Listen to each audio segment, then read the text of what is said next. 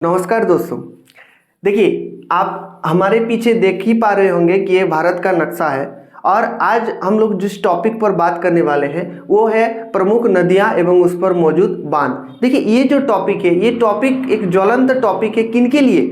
Class 10th के बच्चों के लिए, क्योंकि क्लास 10th में एक बहुउद्देश्य नदी घाटी परियोजना जो क्वेश्चन है वो हॉट क्वेश्चन है, वो हमेशा देता ही देता है। और साथ ही साथ एक आपको मैप भी दिया जाता है। उस मैप में आपको ये दर्शाना होता है कि बांध और कौन से नदी पर मौजूद है और किस राज्य पर मौजूद है। तो आज हम इस वीडियो में एक छोटा सा वीडियो होगा, इस वीडियो में हम देखेंगे कि कहाँ कहाँ जो इम्पोर्टेंट बांध है भारत का वो हम देखेंगे इसी छोटे से वीडियो में। तो कहाँ कहाँ कौन सा बांध है, किस राज्य में है और उस बांध का नाम क्या है और किस नदी पर है, ये सब आज इस वीडियो में हम लोग चर्चा करेंगे। तो देखिए, पहला जो हम बांध देख रहे हैं वो है भाखड़ा नांगल। किस नदी पर है? सतलुज नदी पर।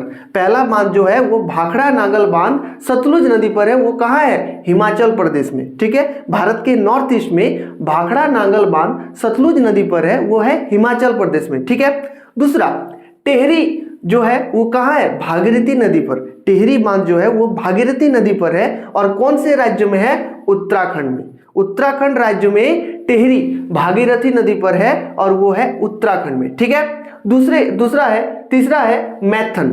ठीक है, मैथन जो है झारखंड राज्य में मौजूद है। ठीक है, कौन से नदी पर? बराकर नदी पर। देखिए, बहुत कोई इसे दामोदर घाटी नदी पर भी ये बसा हुआ कहते हैं, लेकिन ये जो मैथन डैम है ना, ये मैथन डैम और उसके आसपास का क्षेत्र को बराकर के नाम से ही जाना जाता है। इसीलिए इस नदी को बराकर नदी की मतलब रीजनल जो वहां पर नाम है वो बराकर नदी ही कहा जाता है। इसलिए मैथन नदी कहां पर है? मैथन डैम कहां पर है? बराकर नदी पर। अगर ऑप्शन में बराकर नदी ना रहे, अगर दामोदर घाटी रहे, तो आप ऑप्शन में दामोदर घाटी भी टिक कर सकते हैं। ठीक है, उसके बाद चौथा हीराकुंड महानदी कहां पर है? ओडिशा में। हीराकुंड महानदी ओडिशा में। और याद रखिए एक चीज, हीराकुंड जो है वो आपका भारत का सबसे बड़ा बांध है। कहां पर है? महानदी पर। महानदी जो है ओडिशा में बहता है और उसी में एक बांध बना हुआ है हीराकुंड बांध, जो भारत का सबसे बड़ा बांध है।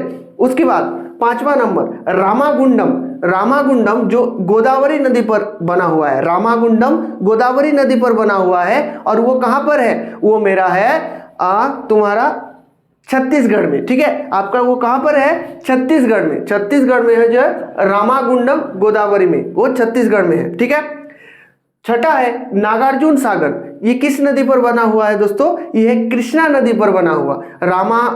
नागार्जुन सागर जो है वो कृष्णा नदी पर बना हुआ है और वो कहां पर है? आंध्र प्रदेश में। ठीक है, आंध्र प्रदेश में जो है वो नागार्जुन सागर एक है कृष्णा नदी पर। उसके बाद इदुक्की बांध जो है वो केरला में है। ठीक है, आपको देख पा रहे होंगे नीचे वाला थोड़ा कटा हुआ है, तो केरला में जो है वो कहाँ है? इदुक्की बांध है, वो पेरियार नदी पर है। एक केरला में एक नदी बहता है जिसका नाम पेरियर है, उस नदी पर कौन सा बांध है? जो है इदुक्की बांध, पेरियार नदी पर। ठीक है, उसके बाद तुंगभद्रा जो है कृष्णा नदी। तुंगभद्रा बांध जो है वो किस नदी पर बना हुआ है? कृष्णा नदी पर। कहाँ? वो है आपका कर्नाटका में। कर्नाटका में एक बांध है तुंगभद्रा जो है कृष्णा नदी पर बना हुआ। उसके बाद सरदार सरोवर नर्मदा नदी पर। सरदार सरोवर बांध जो है वो किस नदी पर बना हुआ है? नर्मदा नदी पर। कहाँ पर? गुजरात में। ठीक है, और इसी बांध पर एक और चीज क्या है? Statue of unity. Sardar Vallabhbhai Patel का एक बहुत बड़ा एक विशालकाय मूर्ति जो है, स्टेच्यू है, वहां पर बना हुआ है इसी नदी के तट पर। ठीक है, सरदार सरोवर। ठीक है, नर्मदा नदी पर, याद रहेगा। उसके बाद गांधी सागर चंबल नदी पर, राजस्थान में। गांधी सागर जो है वो चंबल नदी पर है। कहां पर? राजस्थान में। गांधी सागर चंबल नदी पर। अब देखिए, इसमें से जो हॉट चीज है क्या क्या?